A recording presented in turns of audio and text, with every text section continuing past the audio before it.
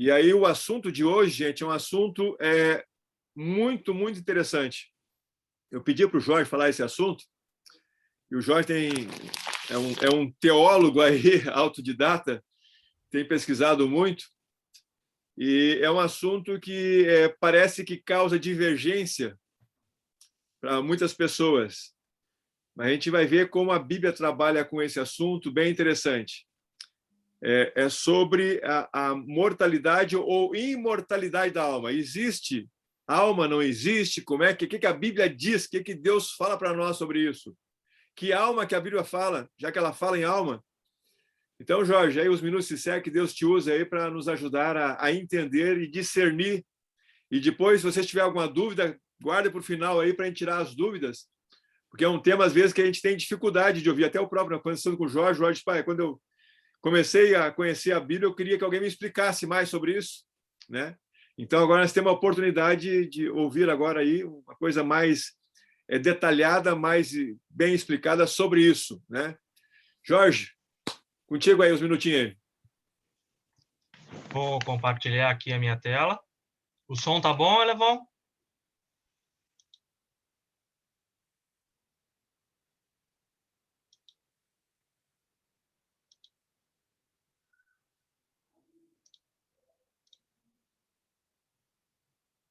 Tá vendo a apresentação, Elevon? Faz sinal com a mão. Tá vendo? Bom, então nós vamos começar. O nosso assunto é sobre um estudo sobre a natureza do ser humano segundo a Bíblia. E esse assunto sobre se a alma é imortal ou não, ele se encaixa bem nessa nossa sequência de estudos bíblicos, nesse contexto pesado que nós estamos vivendo. Muitos de nós perderam parentes e amigos, eu mesmo perdi amigos de infância nas últimas semanas aí por causa da doença, e parentes também. E acredito que todas as famílias aí que passaram por alguma dificuldade nesse sentido sempre têm a dúvida do que acontece com a pessoa quando morre. Para que nós tenhamos uma posição bíblica, eu quero deixar claro isso, né? Uma posição bíblica, é importante então que nós estejamos abertos, deixemos um pouco os nossos pré-conceitos de lado e vamos ver o que a Bíblia tem para nos ensinar sobre a natureza do ser humano. Por quê? Porque existem várias posições, às vezes a gente não se dá conta disso, né? Existem várias posições sobre a natureza do ser humano que a gente pode encontrar por aí. Existem os ateus que dizem que não tem nada, não tem alma, não tem Deus, não tem nada pós-morte, né? Não há juízo, não há nenhum tipo de atividade sobrenatural, então, quando morre ali, a atividade elétrica do cérebro passa e a mente se desfaz e não tem mais nada. Essa é uma posição. A posição majoritária, que a maior parte das pessoas advoga e acredita, é de que existe alguma coisa imediatamente depois da morte. Esse é um ponto importante, tá? Que é um pouco diferente do ponto de vista bíblico. Esse grupo majoritário acredita que há alguma coisa imediatamente no momento em que o indivíduo morre, alguma coisa acontece com algum tipo de elemento imortal que existe no ser humano. Uns chamam de alma e outras religiões têm outras ideias sobre isso, mas aí nessa posição majoritária é um guarda-chuva, assim, existe de tudo, existe reencarnação, existe ida direto para o inferno, ida para o céu, ida, assim, almas que às vezes têm dificuldade de fazer a sua passagem, e todos os tipos de visão espiritualista se encaixa nessa ideia do grupo majoritário. E o ensino bíblico, que é o ensino da ressurreição. Esse ensino sobre a ressurreição, ele é mal entendido. Vocês lembram do credo apostólico que diz assim: eu creio na ressurreição da carne, na vida eterna, amém, né? Bem no finzinho do credo se ensina isso, né? Aquele credo ele chega nesse ponto e está correto, creio na ressurreição da carne, na vida eterna, amém. O pessoal compreende um pouco mal esse ponto de vista, porque onde é que a ressurreição se encaixa na ideia de uma imortalidade natural da alma. Às vezes tem muita dúvida sobre isso, e dentro do cristianismo, inclusive, tem algumas posições divergentes. Então, esses são os três grandes segmentos do assunto sobre a natureza do ser humano. Não tem nada pós-morte, tem algo imediatamente no pós-morte, e tem a ressurreição que acontece num momento que pode ser longe do momento em que a pessoa morre. Então, o indivíduo morre, ele fica aguardando a ressurreição num estado de inconsciência. Inconsciência. Então, esses são os três grandes pontos de explicação que nós temos pelos mais diferentes grupos sobre a natureza do ser humano, e eu quero convidar então vocês aqui nesses poucos minutos para nós termos uma visão assim, uma visão panorâmica, tá? É como se a gente sobrevoasse com um avião assim por cima, tá? Porque não dá para ver os detalhes de todos os detalhes do que a Bíblia nos mostra, mas dá para ter uma visão panorâmica bem boa. Então vamos ver aqui, ó. Origens da doutrina da alma imortal. Aqui eu estou abordando, então, a ideia do grupo majoritário, que é o grupo do meio, que eu falei antes, que é aquele grupo que acredita que existe algo imediatamente logo depois que o indivíduo morre. No Gênesis, nós encontramos ali uma frase da serpente, veja só. Vocês lembram daquela situação quando o Adão e a Eva, no caso, ali é descrito, né? A Eva está ali na árvore, e a serpente chega para Eva e diz, olha, não morrereis. Porque a Eva diz, não, se nós comer aqui do fruto, nós vamos morrer, etc. E aí a serpente diz assim, cortando, né? Certamente não morrereis. Ou seja, há uma indução aqui de que a morte não vai acontecer, ou de que o ser humano pode ter assim uma certa confiança de que a coisa não é tão perigosa assim, né? Então, vamos dizer assim, é uma mentira, todo mundo concorda que o que a serpente estava dizendo ali era uma mentira, e essa mentira ela acabou se propagando com uma ideia de uma certa imortalidade aqui, porque todas as civilizações antigas criam na imortalidade da alma. Isso é um consenso.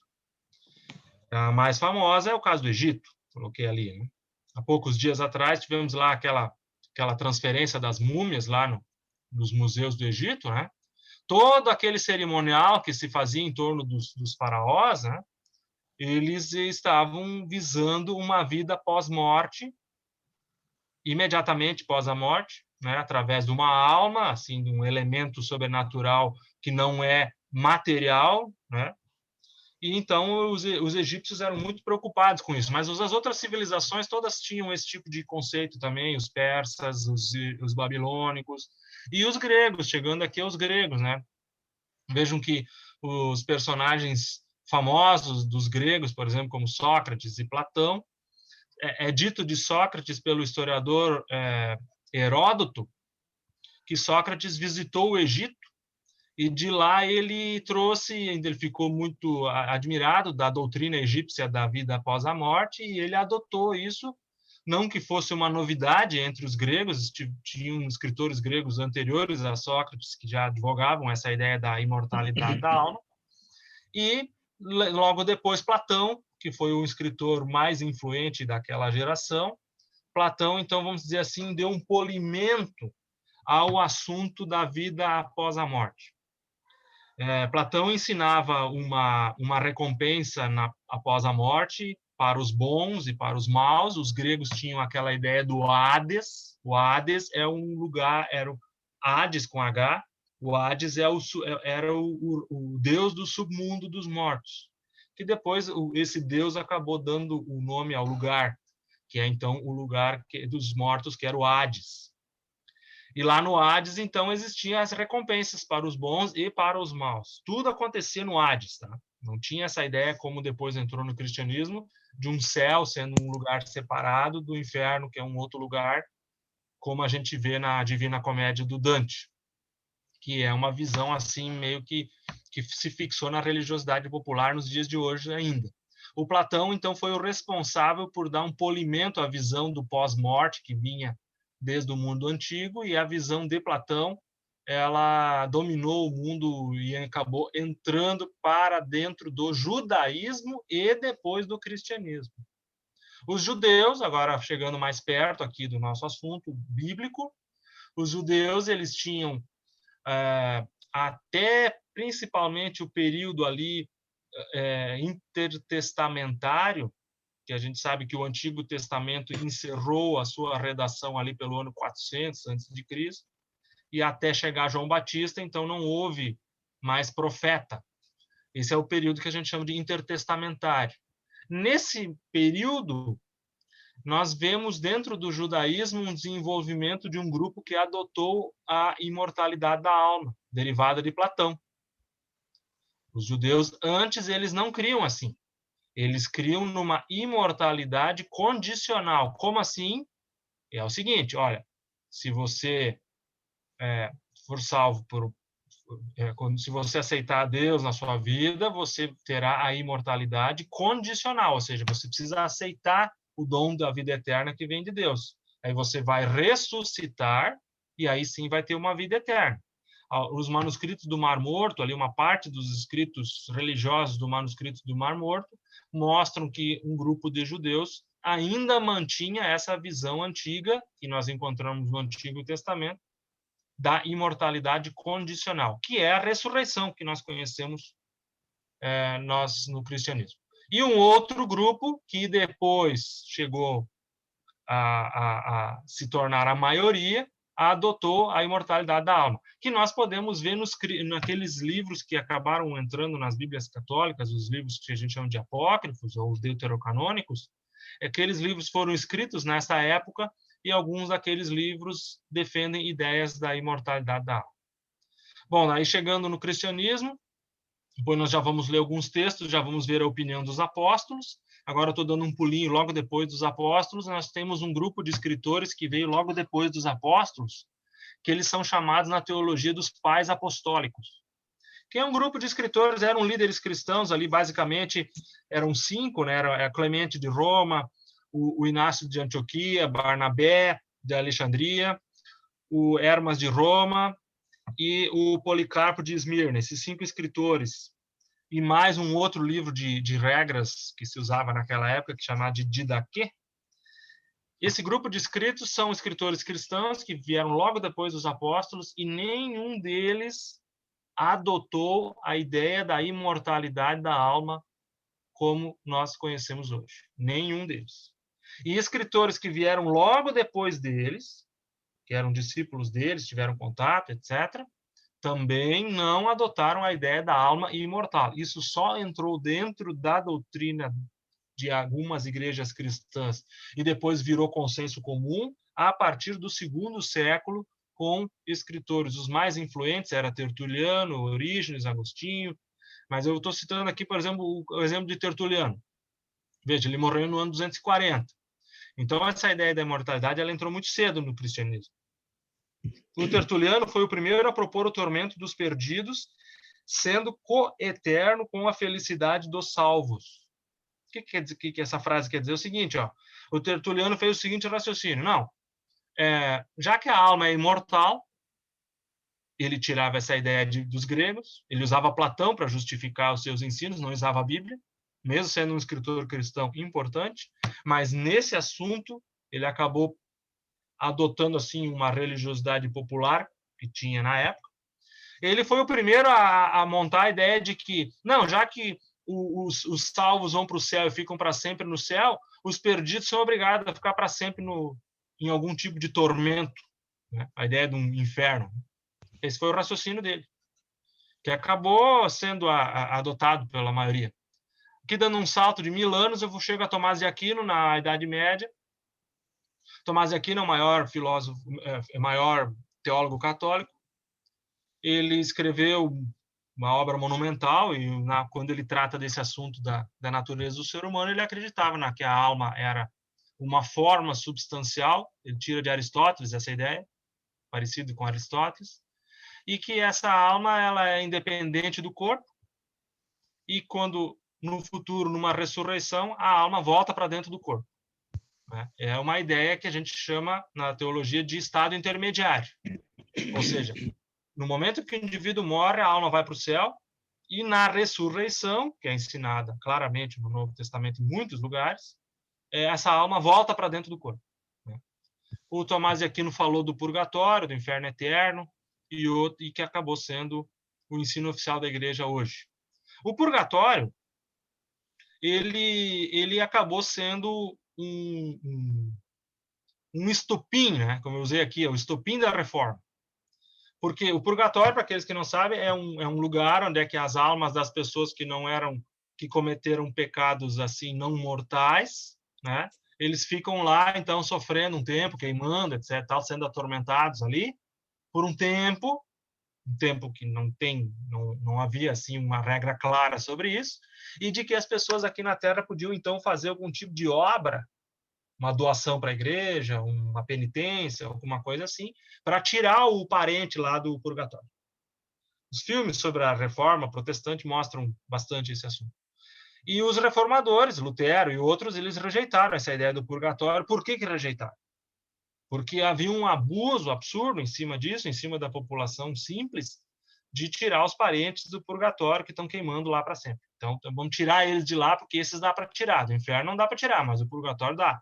Então, você dá um dinheiro aqui para uma construção de qualquer coisa ali da igreja, então você tira o fulano lá do purgatório. Isso foi um abuso muito grande e foi chamado de indulgências, isso, né? E foi o estopim da reforma. O purgatório, hoje, ele é reconhecido, inclusive dentro da Igreja Católica, que ele não é um elemento que você não vai encontrar na Bíblia. E ele tem historiadores católicos e não católicos que mostram claramente que o purgatório foi um elemento que acabou se desenvolvendo dentro do cristianismo pelos séculos e acabou virando doutrina. Você não vai encontrar na Bíblia isso. Os reformadores continuaram crendo no estado intermediário no inferno eterno. A doutrina da alma imortal hoje a religiosidade popular adota isso assim abertamente, né? Junto com as atividades mediúnicas, que é a consulta aos mortos, o ocultismo, os videntes, os adivinhos, pesquisas científicas de quase morte, que dão assim, vamos dizer assim, um verniz científico a experiências fora do corpo. Reencarnação, aqui engloba todas as religiões orientais. Nova era, as religiões orientais, tudo está baseado nessa questão da imortalidade da alma. O que diz a Bíblia? Eu coloquei aqui 20 textos. Ah, mas é muito texto. Realmente, é muito texto para nós ler agora, mas eu vou, para aqueles que estão nos assistindo, podem, num outro momento, tirar uma foto dessa tela ou dar um pause no vídeo, e você confere esses textos na sua Bíblia. Num aplicativo de celular, aí você consegue ler esses textos aí em poucos minutos. São 20 textos que tratam o Antigo e Novo Testamento do que a Bíblia ensina sobre a natureza do ser humano.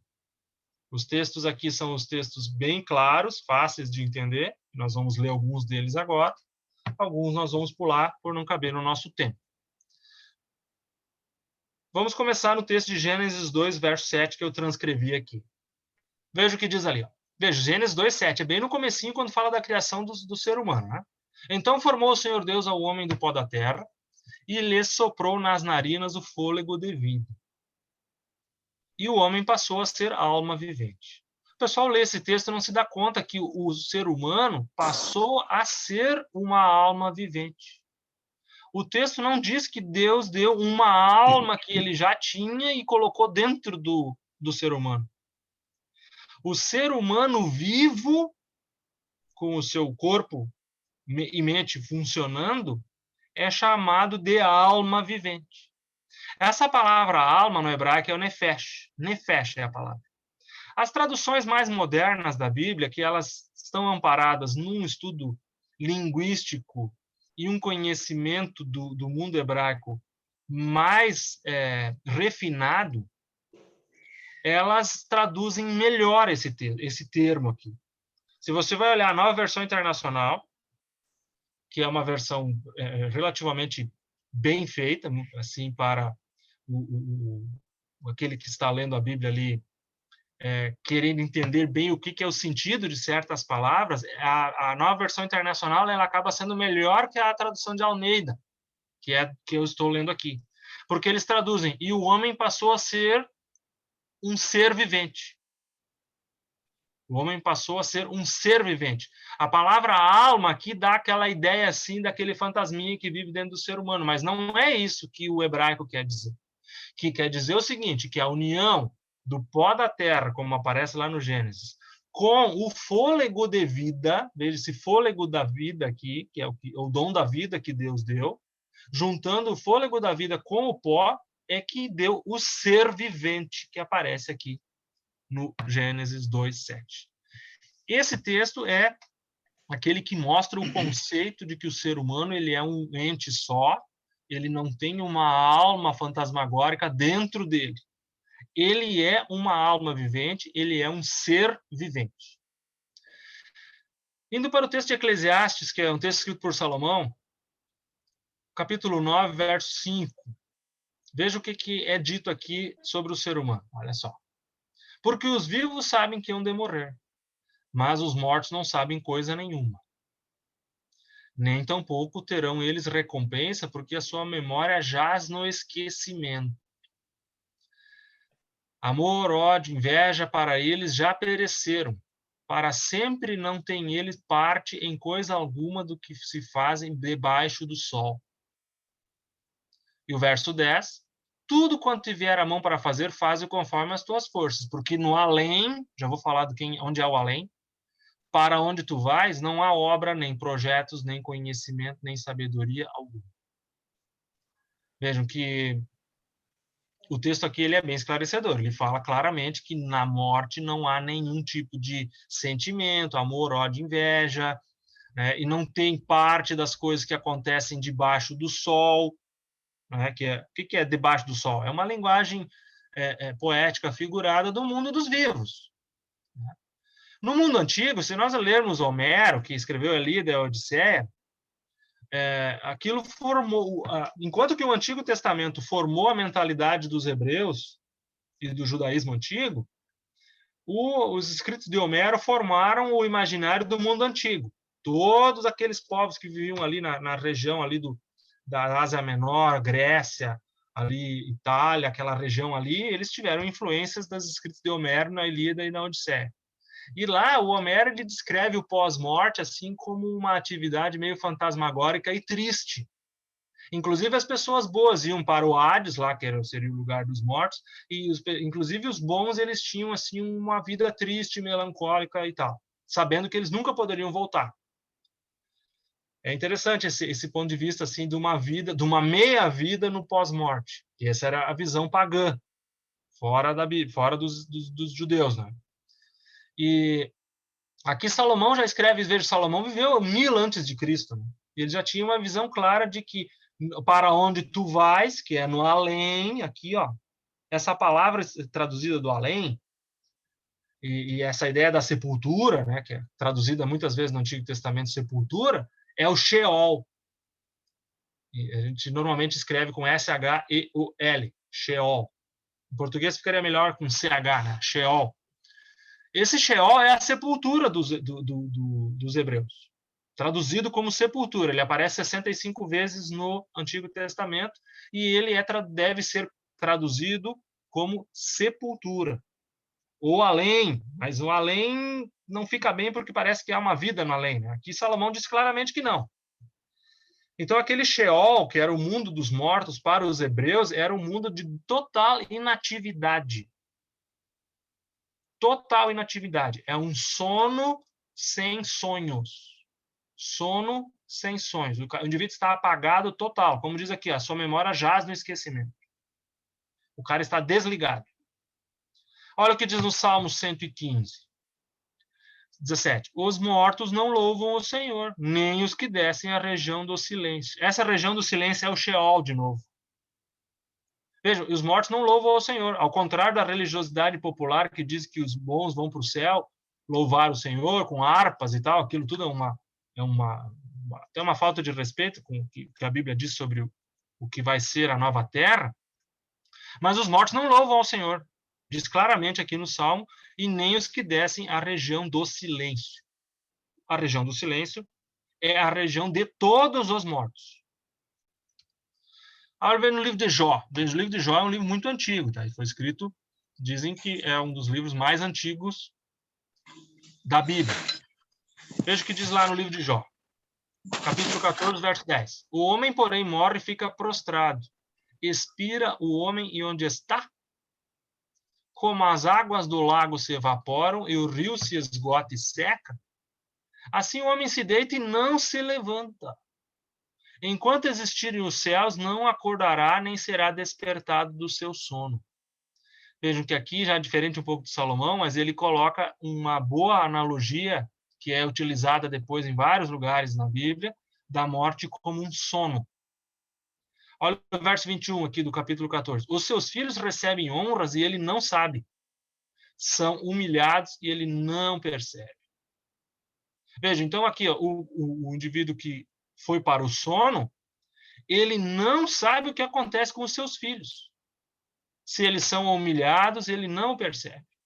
Ou se eles recebem honras, também não sabe. Então, isso aqui, vejo que esse é um texto que acaba sendo totalmente diferente dessas doutrinas que dizem que existe uma vida no pós-morte e de que o morto, ou a alma do morto, pode influenciar a vida dos vivos, por exemplo. Ou pode ajudar os vivos, ou está triste porque os vivos estão fazendo tal coisa, ou está contente porque eles estão recebendo honras. Veja, esse texto aqui diz que não é assim. O Jó ainda, veja aqui no capítulo 7, ó, tal como a nuvem se desfaz e passa, aquele que desce à sepultura jamais tornará a subir. O que ele quer dizer com tornar em subir? Ele está falando aqui, ó, nunca mais tornará a sua casa, nem o lugar onde habita o conhecerá, jamais. Ou seja, ele não volta para casa. E na religiosidade que a gente conhece aí, que é amplamente divulgada, aparece lá o fantasma do morto nas casas, né? Existe uma pesquisa nos Estados Unidos que 30%, 27%, a última vez que eu vi, das pessoas tiveram contato com algum parente falecido. Contatos dos mais diversos, desde só uma viu, assim, ou até outros mais completos, né, conversar e tal. E 51% dos viúvos tiveram contatos com o cônjuge falecido. Bom, veja que nós não estamos negando, eu não estou negando aqui de que existam esses fenômenos. Isso acontece amplamente em todos os lugares do mundo. Só que quando nós olhamos as informações bíblicas, a conclusão que se chega é de que não é o morto que está aparecendo. Existem outros poderes interessados em se fazer passar pelos queridos que aparecem. Novo Testamento, agora na carta de Paulo. Eu digo para vocês que esse é o texto mais esclarecedor sobre esse assunto no Novo Testamento. Ele é grande, ele engloba aqui 5 versículos e ele é muito importante. Veja o que Paulo disse aqui. Ó. Não queremos, porém, irmãos, que sejais ignorantes com respeito aos que dormem. Veja que ele está usando aqui, volta, ele está usando aqui a analogia do sono, como nós vimos lá no livro de Jó. Para não vos entristecerdes como os demais que não têm esperança. Veja que Paulo aqui está ensinando que aqueles que não têm esperança não sabem onde estão os mortos. Por isso que não tem esperança, porque existe um leque grande de narrativas, um diz uma coisa, outro diz outra. Aqui diz, não, olha aqui, aos que dormem. Pois se cremos que Jesus morreu e ressuscitou, assim também Deus, mediante Jesus, trará em sua companhia os que dormem. Essa frase quer dizer o seguinte, ó, Jesus morreu e ressuscitou. Paulo está dizendo, olha, Jesus vai ressuscitar os que dormem. Ora, ainda vos declaramos por palavra do Senhor isto, nós, os vivos, os que ficarmos até a vinda do Senhor, ou seja, quando Jesus voltar, de modo algum precederemos os que dormem. Ou seja, a recompensa virá primeiro para um, depois para outro. Veja, porquanto o Senhor mesmo, dada a sua palavra de ordem, ouvida a voz do arcanjo, ressoada a trombeta de Deus, descerá dos céus, e os mortos em Cristo ressuscitarão primeiro. Aqui o ensino bíblico, claro, da ressurreição do corpo. Depois nós, os vivos, os que ficarmos, seremos arrebatados juntamente com ele entre nuvens para o encontro do Senhor nos ares. E assim estaremos para sempre com o Senhor. Consolai-vos, pois, uns aos outros com estas palavras. Veja que ele diz para nós nos consolarmos uns aos outros com essas palavras. A consolação que o ensino da ressurreição nos dá é este.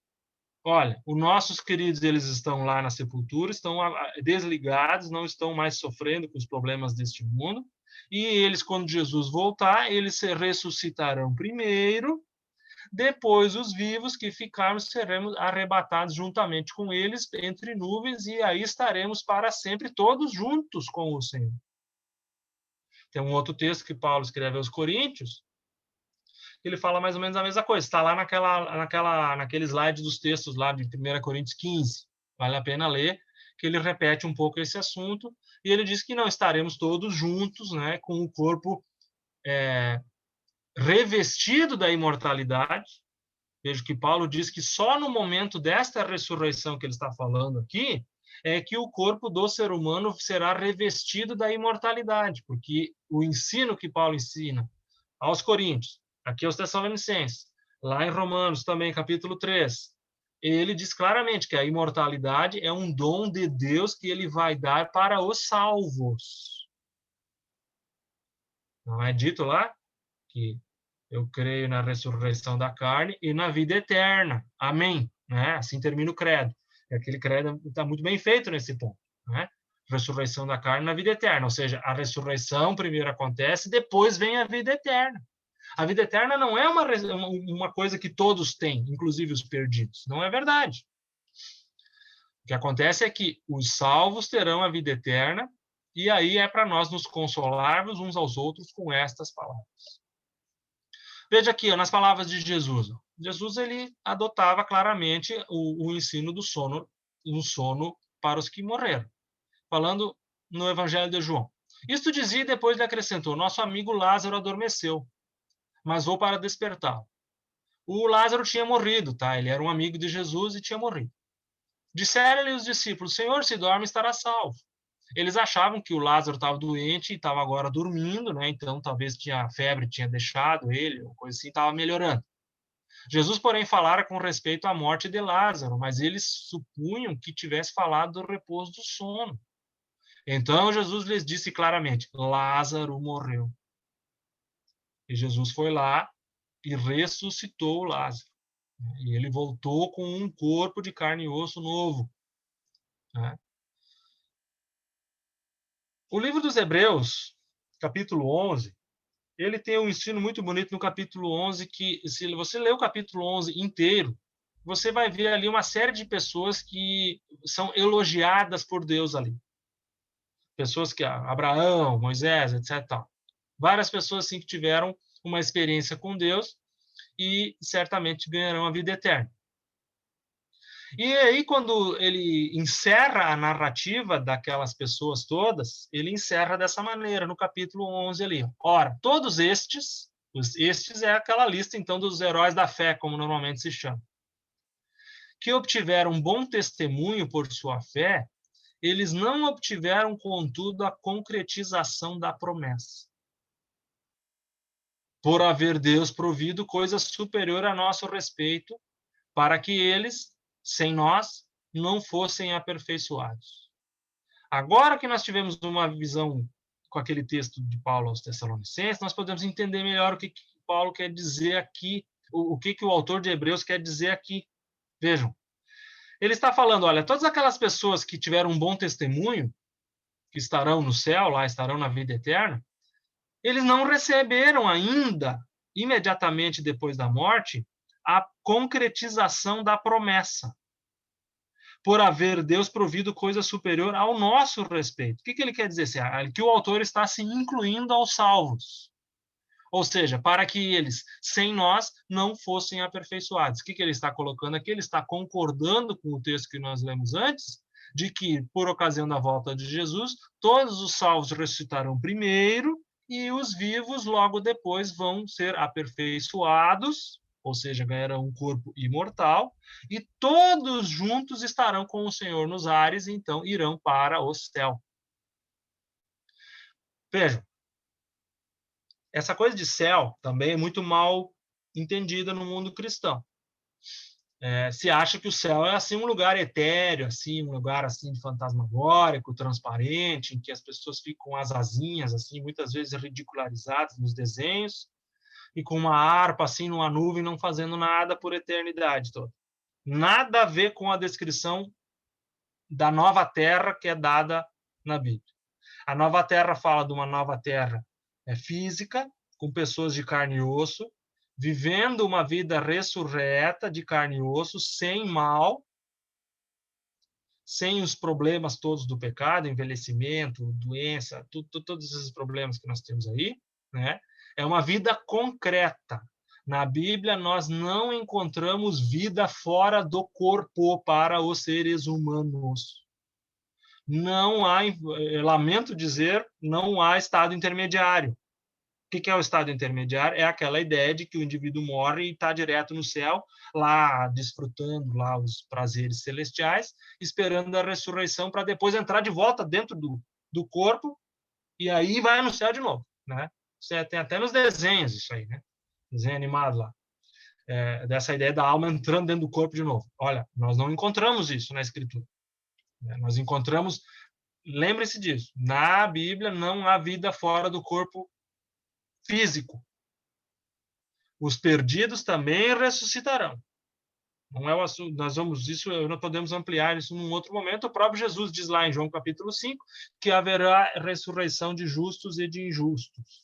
Os injustos vão ressuscitar num outro momento, lá no final dos 1000 anos. Existe um período lá ensinado no livro do Apocalipse, que é o período do milênio, que começa por ocasião da volta de Jesus. 1000 anos depois, tem a ressurreição dos perdidos, então eles recebem o seu castigo num lugar chamado Lago de Fogo, que também não é para sempre, mas não é o assunto hoje. Então, o panorama do ensino do estado do ser humano é este. Para terminar, eu quero citar 2 textos que são de advertência, que é a questão da consulta aos mortos e fantasmas, etc. Veja lá o que Moisés já escreveu há muito tempo atrás. Deuteronômio capítulo 18. Quando entrares na terra que o Senhor teu Deus te der, não aprenderás a fazer conforme as abominações daqueles povos. Veja que aqui Deus coloca como abominável. Não se achará entre ti quem faça passar pelo fogo seu filho ou sua filha, que era uma prática de sacrifício de criança na época, nem adivinhador, nem prognosticador, nem agoureiro, nem feiticeiro, nem encantador, nem necromante. Algumas Bíblias mais modernas traduzem como médium aqui, nem mágico, nem quem consulte os mortos. Pois todo aquele que faz tal coisa olha aqui, não é eu que estou dizendo, abominação ao Senhor. E por essas abominações o Senhor teu Deus os lança de diante de ti. Perfeito serás para com o Senhor teu Deus. Então Deus aqui proíbe abertamente e claramente todo tipo de atividade com o mundo espiritual, por adivinhação, aqui por encantadores, feiticeiros, de tudo que é tipo, necromantes, consulta aos mortos, etc. Tudo isso é proibido. Por quê? Porque nós já aprendemos que não é o morto que aparece, é um outro partido que está interessado em se fazer passar pelos nossos queridos. Veja só aqui, eu peguei a passagem do que aconteceu com o rei Saul. O povo hebreu, ele sempre conviveu ali com vizinhos e pessoas que acreditavam na vida após a morte imediata ou na consulta aos mortos. E o próprio Saul, que era rei, ele morreu. Olha o que diz aqui, ó, 1 Crônicas, capítulo 10, versículo 13. Eu peguei numa versão mais moderna, que é a NVT, a Nova Versão Transformadora, que é uma tradução que usa uma linguagem mais atual. Veja o que diz aqui, ó. Saul morreu porque foi infiel ao Senhor. não obedeceu ao mandamento do Senhor e chegou a consultar uma médium, em vez de pedir orientação ao Senhor. Veja o que acontece aqui. Por isso o Senhor o matou e entregou o reino a Davi, filho de Jessé. Então veja que aqui há uma forte repreensão, que para o Senhor isto é uma abominação, e certamente não conta com a aprovação de Deus esse tipo de atividade. Por fim, ficamos com a parte boa do nosso assunto, que é a consolação, que a Bíblia nos ensina sobre o estado do ser humano é um consolo para nós. Sabemos que os nossos queridos, eles estão descansando e não estão mais participando das dificuldades deste nosso mundo mal. E no final, quando Jesus voltar, eles ressuscitarão primeiro e nós teremos também a oportunidade de os encontrarmos e estaremos juntos com o Senhor nos ares, como disse o apóstolo Paulo. É isso, Levão? Ô, Jorge, muito bom. Então, só para nós esclarecer, o pessoal que tiver dúvida, pode ir pensando nas perguntas aí, porque é um tema que muitos de nós provavelmente foi desde pequenininho educado, né?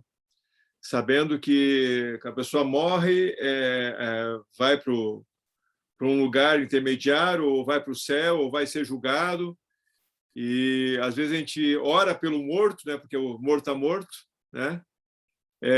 Eu queria começar perguntando para ti, Jorge. Então, assim, depois que a pessoa morrer, adianta eu orar por ela para se salvar, para tirar algum lugar? Olha, tem uma passagem que diz ali no livro de Hebreus 9:27, que diz assim, ó, aos homens está ordenado morrer uma só vez, vindo depois disso o juízo. Esse texto é bem esclarecedor, tá?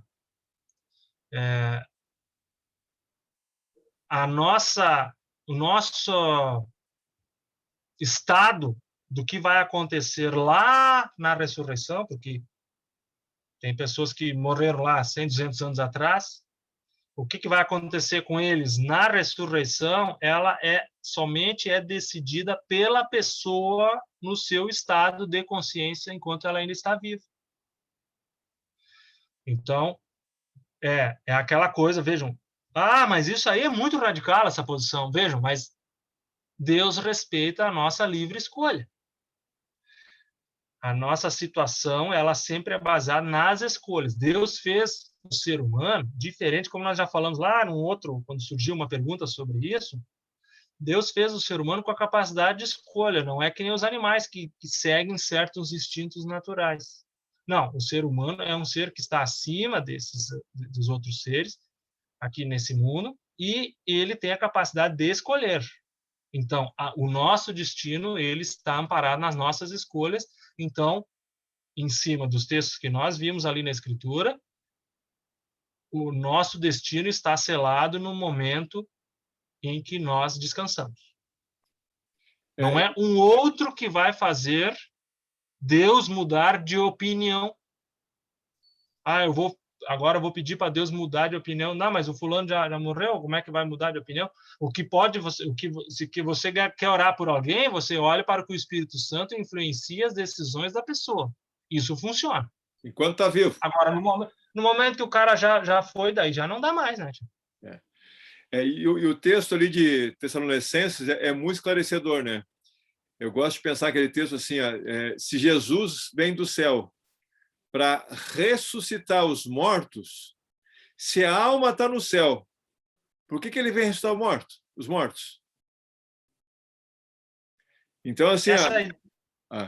Essa ideia do estado intermediário, que a alma vai direto para o céu, né? Que há uma imortalidade natural, ela acaba eclipsando, né? Vamos dizer assim, botando uma sombra na frente do ensino da volta de Jesus. Sim, porque daí não tem cabimento. Porque pode observar que, infelizmente, na maior parte do mundo cristão se fala pouco da volta de Jesus. Agora se começou a falar mais, aí até porque grupos mais populares, como os pentecostais, que até falam sobre a volta de Jesus, etc. Daí outras religiões mais tradicionais começaram a falar também, porque daí, só nós vamos ficar para trás. Mas é um ensino que acaba sendo ofuscado por causa da ideia da imortalidade natural. E outra coisa que é muito pouco falada é essa ideia da vida eterna na carne. Infelizmente, o cristianismo acabou se influenciando muito com essa ideia de que a carne é ruim, né? Essa é uma ideia que vem lá dos gregos. Sim. A carne é ruim e a alma é boa, né? Então, a plenitude da vida está na alma. Isso é uma ideia de Platão, o pessoal não sabe, mas está lá em Platão, né? E aí isso entrou dentro do cristianismo, né? A gente vê até alguns hinos cristãos essa ideia assim de que eu vou abandonar a carne e vou viver no planalto celestial com as almas dos salvos, né? É uma ideia assim meio platônica, né? Que não é assim que a Bíblia ensina. A Bíblia ensina de que a nova terra é uma nova terra, novos céus e nova terra, como diz lá o apóstolo Pedro, Física. e que as pessoas terão uma vida na carne, né? Não igual que tem nesse mundo aqui, né? Não vamos entender mal. Jesus já deu algumas explicações sobre isso, mas é uma vida de pessoas de carne e osso. Até porque a Bíblia não se contradiz. Então, nesse ponto, eu acho, Jorge, que é muito claro, quando ela fala novo céu e nova terra, que nós habitaremos lá, que nós plantaremos, teremos nossas casas, e para nos sustentar. Então, alma não come, lá nós vamos comer, vamos ter casas. Então, o que nem tu disse ali, né? Alguns acham que o céu é viver lá numa nuvenzinha, tocando harpa e tal. Não, nós vamos ter. A Apocalipse fala da cidade, o tamanho da cidade, como é que vai ser a cidade, as casas, o rio, a praça, enfim, fala tudo.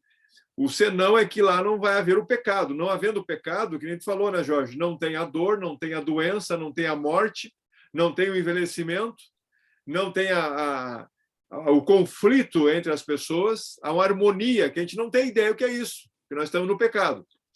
Mas vejo que esse ensino da ressurreição na carne, como é o ensino que Jesus mesmo disse que ele é a ressurreição e a vida, né? Ele não estava dizendo só que ele ia ressurgir, não, ele está dizendo que ele tem o poder de trazer os mortos à vida. Lázaro é um exemplo, vai fazer. Ele estava usando ali uma retórica e explicando bem isso. Vejo que essa ideia da ressurreição, que fique claro, tá? Isso aí não é uma invenção do Novo Testamento. Não é mesmo.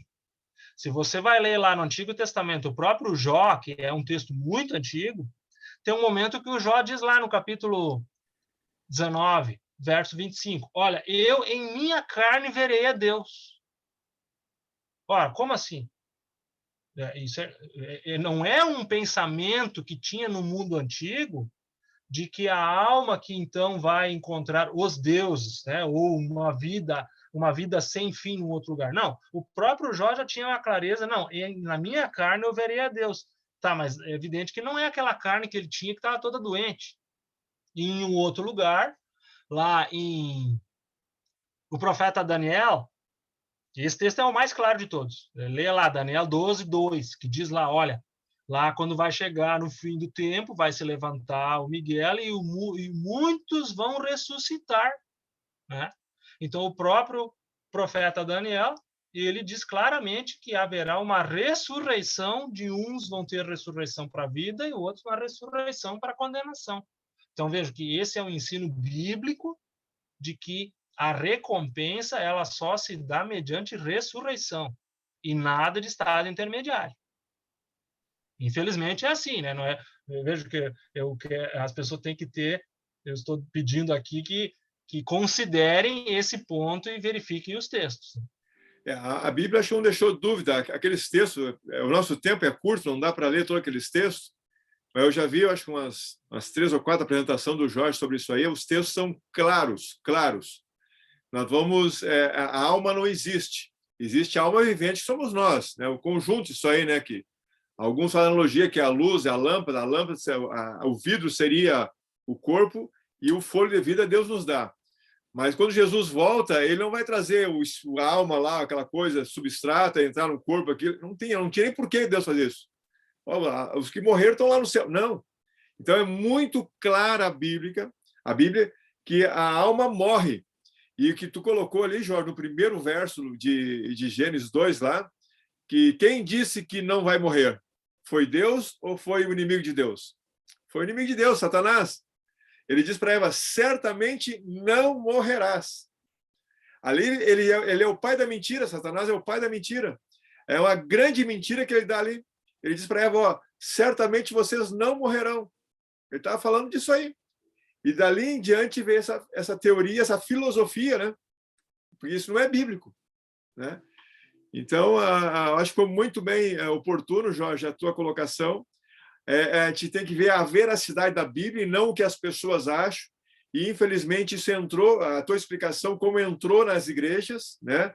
Através da filosofia de Platão, enfim, Aristóteles, entrou aí, e aí as pessoas começaram a crer que existe uma alma, e que esse meu corpo vai queimar. Não, nós vamos ser ressuscitados. Mas os meus... O assunto do inferno eterno, ele aparece, ele às vezes é derivado de alguns textos que, por exemplo, Jesus fala lá em Mateus 25:46 que alguns vão receber a punição eterna, né? E aí se tira a conclusão, bom, então o cara vai ficar queimando para sempre no inferno, que é a visão popular do inferno.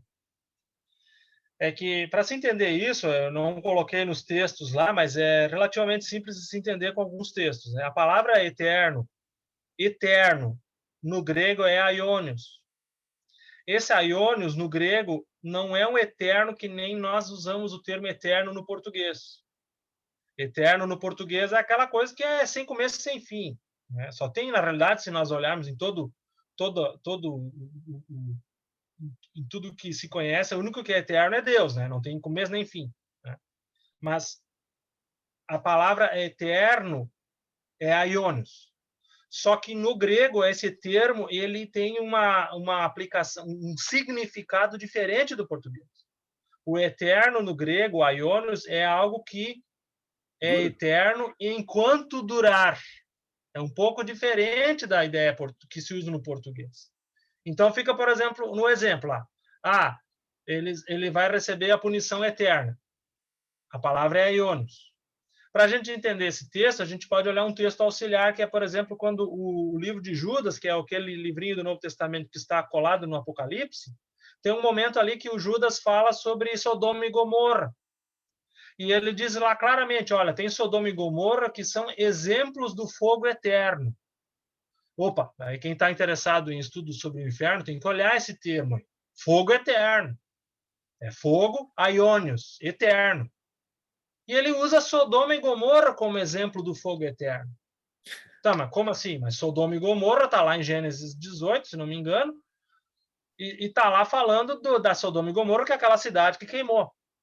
Queimou para sempre. Para sempre no sentido de enquanto dura. É que nem jogar uma lenha no fogo, né? O que aconteceu com a lenha? Queimou para sempre. É assim que se fala, inclusive, em português, né? Mas o para sempre é porque queimou enquanto tinha combustível. Esse é o contexto dos gregos.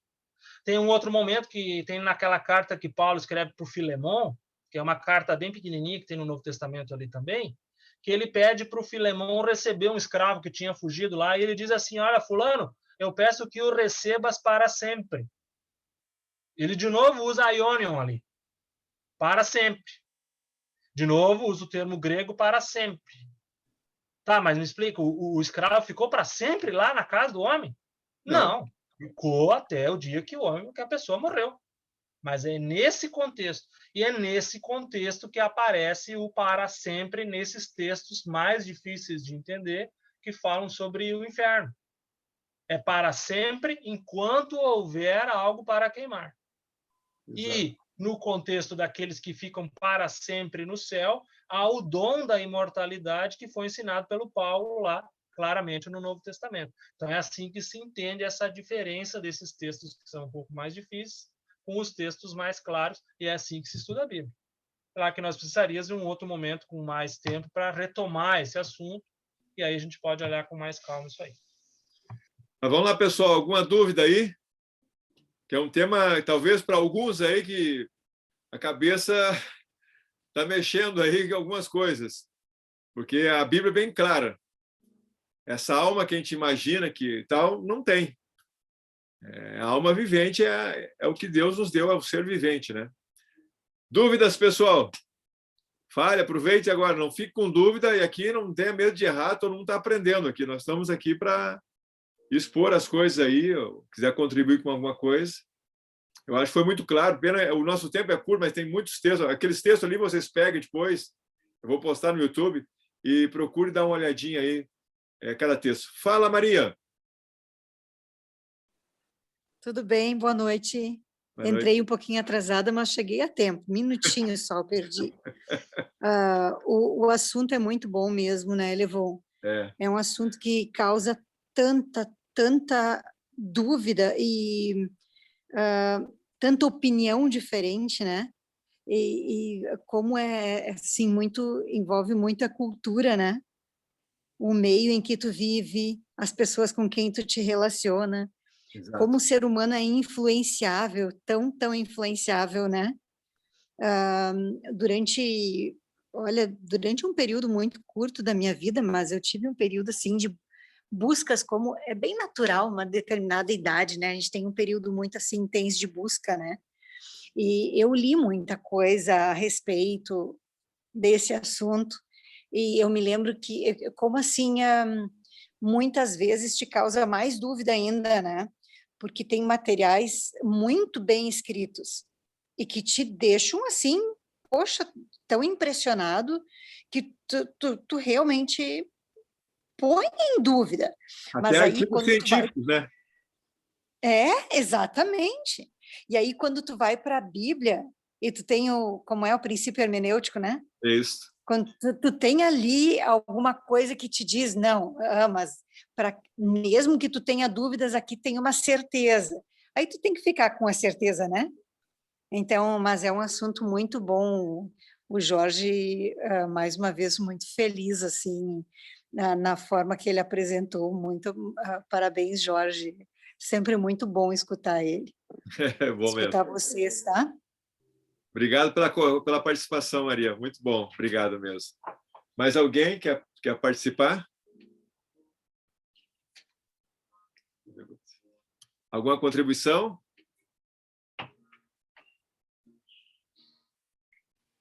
Então tá, gente. Eu acho que se ficou alguma dúvida aí, eu acho que vocês podem pensar. Semana que vem a gente pode... Daí, Guto, tudo bem? Boa noite, Levon. Eu não acho o cara bonito, mas tu tá com a carinha bonita hoje, viu, tia?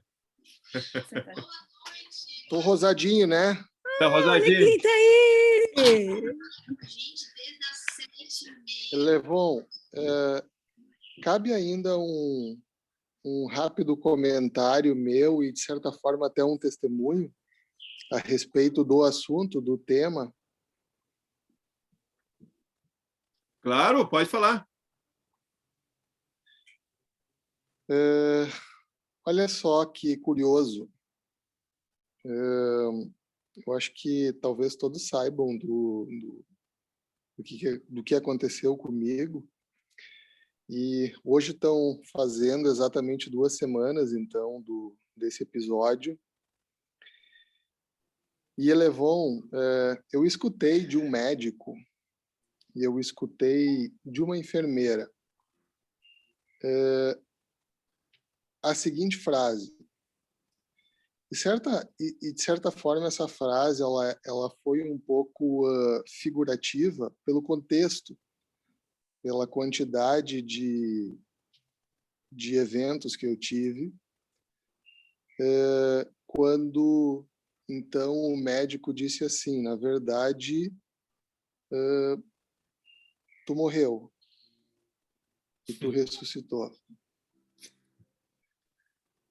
O curioso, Levon, dentro desse tema que nós estamos falando hoje, e essa foi uma das coisas que logo quando eu acordei, eu testemunhei para minha esposa, fiz referência para os meus pais, foi o seguinte: a minha primeira parada cardíaca, ela aconteceu aproximadamente, imagino que entre 9h30 e 10 horas. E eu acredito que a última aconteceu talvez entre 15 e 16 horas. Tu presenciaste isso, né, Levon? Isso. E talvez a grande surpresa que todos têm é o fato de que eu, às 18 horas, acordei conversando normalmente, sem sequelas. Sem lembrar de nada. Eu brinco dizendo que as sequelas que as pessoas estão percebendo, essas já tinham antes, já, não são novas, não. Mas o que eu quero comentar, Elevon, é o seguinte. A minha memória, ela é perfeita até o momento, talvez 10 segundos antes, 15 segundos antes, talvez, da minha primeira parada. E ela tem um lapso, ela tem um gap, até o momento em que eu acordo, às 18 horas, depois da 13ª. Eu, de alguma forma, Elevon, eu não posso falar que, tecnicamente, eu morri e depois eu passei a sobreviver. Óbvio que eu não posso falar isso. Mas eu posso afirmar de que, durante esse período, eu não senti nada, eu não ouvi nada e eu não vi nada. Eu não fui para lugar nenhum. E, para mim, de alguma forma, quando eu acordei, esse tema da imortalidade da alma, ele vem muito forte para mim, onde, pelo aquilo que eu vivi, ficou muito claro que, no período em que eu tive dormindo, não se vê, e não se enxerga e não se escuta nada.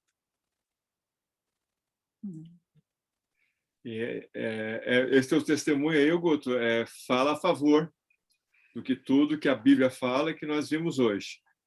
E o Jorge tinha até mencionado ali que, às vezes, até na parte da ciência, e às vezes alguns até veem e ouvem coisas de pessoas que morreram ou que vão para algum lugar e depois voltam.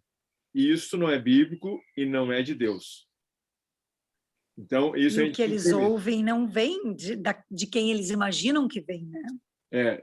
A gente tem que lembrar que o inimigo de Deus, ele era um anjo poderoso, por isso que era anjo de luz, Lúcifer. E hoje ele é Satanás, o diabo que a Bíblia fala, mas ele tem poderes, não todos os poderes, mas ele consegue fazer muita coisa que nós não imaginamos.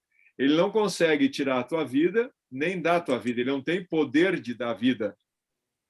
Isso, eu já falei a primeira vez que nós falamos aqui, isso Deus concedeu ao ser humano, a nós gerar vida, e ele tem esse ciúme de nós. Então, ele consegue o quê? Ele consegue simular, ele consegue personificar demônios, anjos maus, como pessoas. E você viu, falei com o meu filho que morreu, falei com o meu pai que morreu. Mas ele conhece esses detalhes todos, né?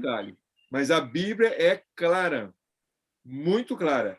Aliás, quando o Jorge citou Saul ali, que foi consultar aquela médium, sim, ela fez ressuscitar Samuel, que era um profeta, que ele fez ressuscitar. Fez aparecer a imagem de Samuel, que era um profeta, falando com Saul. E o que Deus fez? Condenou isso. Não aceitou. E era Samuel ali? Não. Ali, o inimigo estava personificando, através de um dos demônios dele, a imagem do profeta, para que Saul pudesse ficar impactado. É o profeta me ajudando agora. Mas não era. E Deus não gostou, repudiou essa abominação de consultar um médium. Então, a gente tem que ter um cuidado. Essas coisas a gente não pode brincar.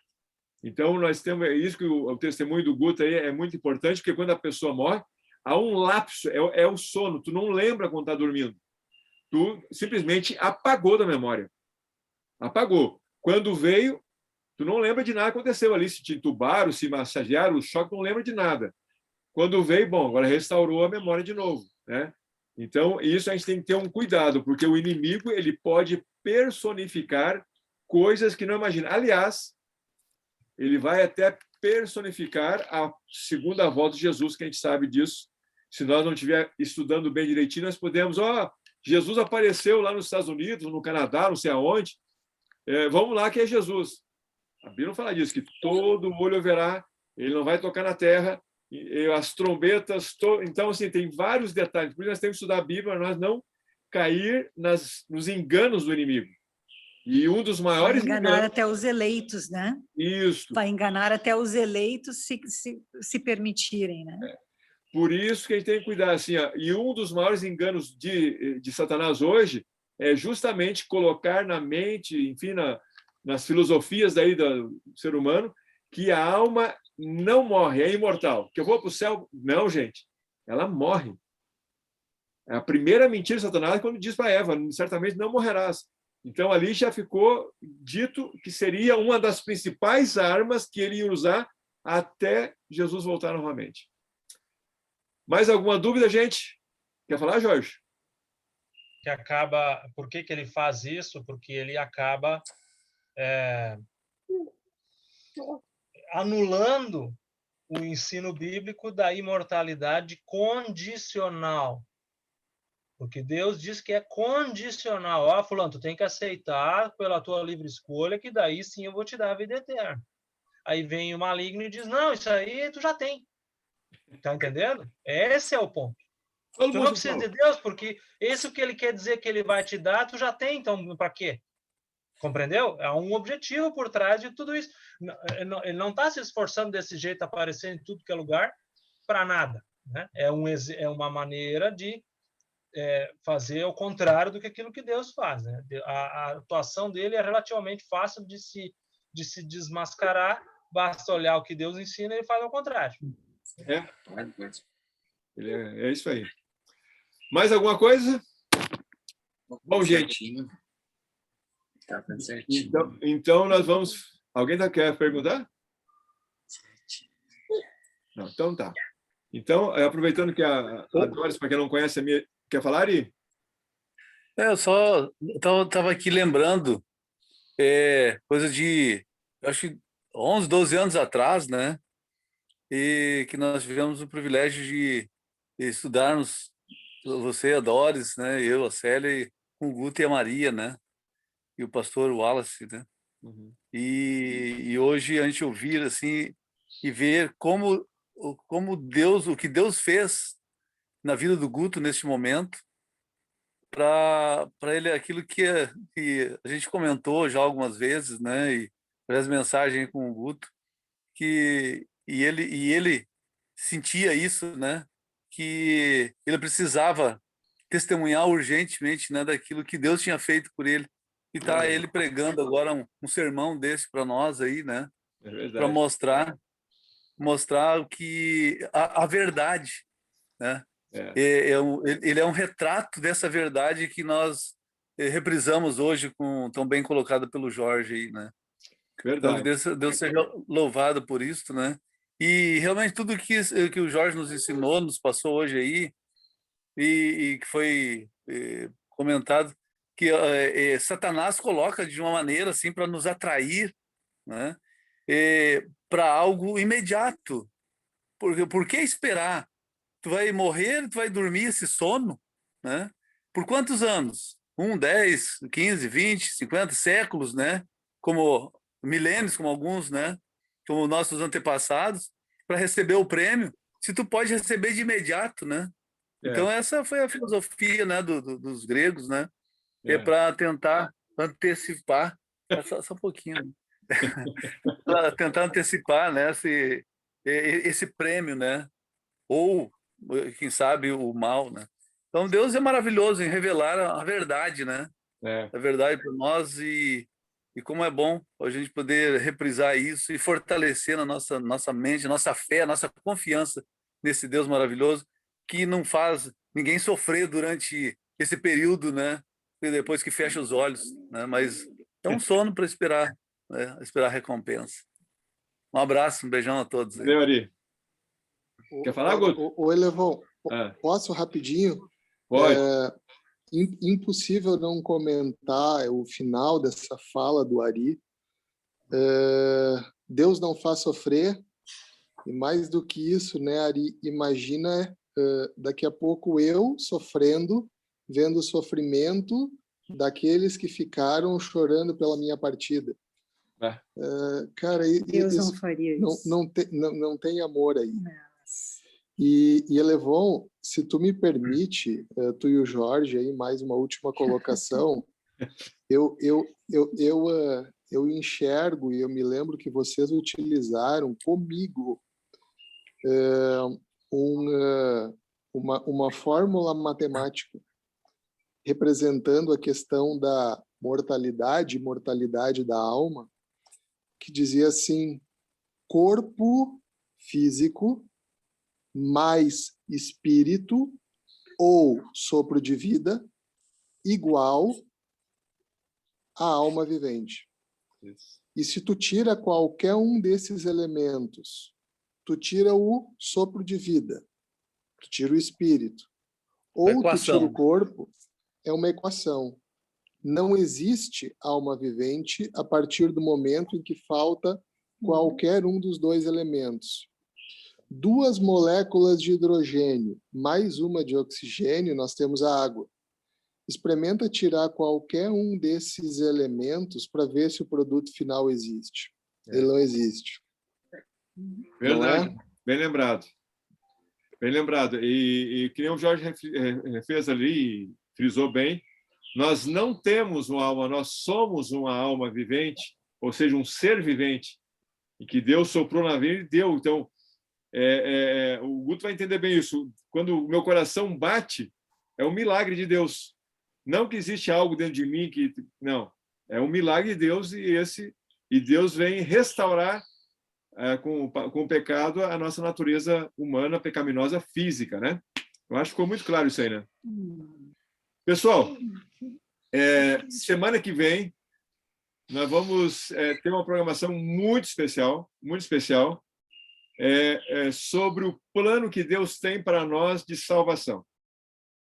E a gente quer fazer um convite para vocês semana que vem, aqueles que querem, sobre os assuntos que estamos conversando, sobre os temas. Então, a gente quer saber com vocês, porque nós tínhamos feito essa programação de fazer mais ou menos 5 a 6 lives, né? E falar os temas assim, que mais impactam, mas tem tanta coisa que a gente deixou de falar e pode falar. Então, semana que vem nós vamos ter esse tema sobre um plano que Deus tem para salvar nós. Que plano é esse? Como é que é isso? Se é alguma coisa que eu faço que salva, se é Deus, como é que é isso aí? E a gente quer apresentar daí um convite para vocês, para ver as pessoas que desejarem. A gente quer fazer um estudo teológico um pouquinho mais aprofundado, com mais uns 2 ou 3 estudos, ou 4 estudos no máximo, para a gente fechar esse tema que a gente está vendo aí, pensando em tudo que nós estamos vivendo numa pandemia, pensando nos acontecimentos, pensando nas tragédias, para nos fortificar a fé e nos deixar mais firme para passar nesse momento de crise que o mundo está vivendo, né? Mas semana que vem vamos apresentar para vocês, por isso que nós queremos a presença de vocês semana que vem, para apresentar isso aí para vocês e ver qual é a opinião de vocês, tá?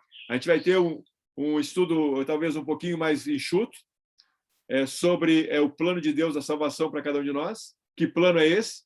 Como a gente pode salvar? Como a gente pode ir um dia para o céu? Como a gente pode fazer parte dessa ressurreição, se Deus permitir, né? Nos capacitar. E a gente vai apresentar isso para vocês aí, ok? Agora, antes de encerrar, já que a Doris, minha esposa aqui, ela vai orar para nós, para nos dar uma boa noite e um bom sábado para nós. Vamos fechar nossos olhos, vamos orar. Bondoso e amável Deus, nossa gratidão por seu grande amor, nossa gratidão pelo plano da salvação oferecido a todo ser humano. Senhor, quanto amor demonstrado por nós na cruz, quanto amor demonstrado por nós, Senhor, através desse plano que o Senhor tem para cada um. Nós também queremos te agradecer por nos permitir, Senhor, e nos oportunar este estudo, onde nós podemos crescer e aprender mais de ti. para em breve, quando o Senhor voltar, estarmos todos preparados para ir contigo morar nos céus. Nós queremos te louvar por tudo que o Senhor é, por tudo que o Senhor tem feito. Nós queremos dizer que nós te amamos e queremos que este amor, Senhor, o seu amor, invada os nossos corações nessa noite. Amém. E que teu Santo Espírito habite em nós. E é em nome de Jesus que nós agradecemos e pedimos. Amém. Amém. Boa noite a todos. Boa noite. Um bom sábado para todo mundo, um bom descanso. Muito bom ver vocês. Alemão. Beijos a todos. Vi que o Marlon está aí, a Karine está aí, o Alex está aí. Beijo a cada um de vocês. Feliz sábado também. Tchau. O veinho Ari. Feliz sábado a todos. Abração. Feliz sábado. Ótimo. Valeu, Marlon. Tava com o netinho pendurado na minha orelha aqui, viu? Puxando. Mexendo a orelha no nariz, nos cabelos. Valeu, Esse cabelo não. Oi, Valentina linda. Olha! Feliz sábado, gatinha. O Guto, eu Abraço, queridos. tive que brincar contigo hoje, Guto, porque tu falou que já tinha um problema antes, mas nem um choque te adiantaram para melhorar, rapaz. Não adiantou. Essas sequelas aí tu conhece de muito tempo, Alemão. Eu achei que ia melhorar um pouquinho, botar os neurônios em dia, mas pelo jeito não. Nada, acho que embaralhou um pouco mais. Ô Guto, Oi. uma coisa que não é bonita é o ciúme, sabe? Tu é um cara bonito mesmo, cara. Te amo, viu? É demais. Eu só não entendi o teu tom irônico, Ari. Mas sincero. Ivan, um abração. Clarice, um abração. Abraço. Jefferson, Ivan. Karine. Alex, um Boa abraço, noite Alex. a todos. Abraço a Jair, um abraço. Boa noite a todos, um feliz sábado para todos. Valeu, Abraço, valeu. Alemão. Clarice. Valeu, fique com Deus aí. Valeu, Jair. Obrigado. Obrigado. Vou fechar aqui agora. I want to do it. Tchau, pessoal. Boa noite. Boa Boa noite. noite.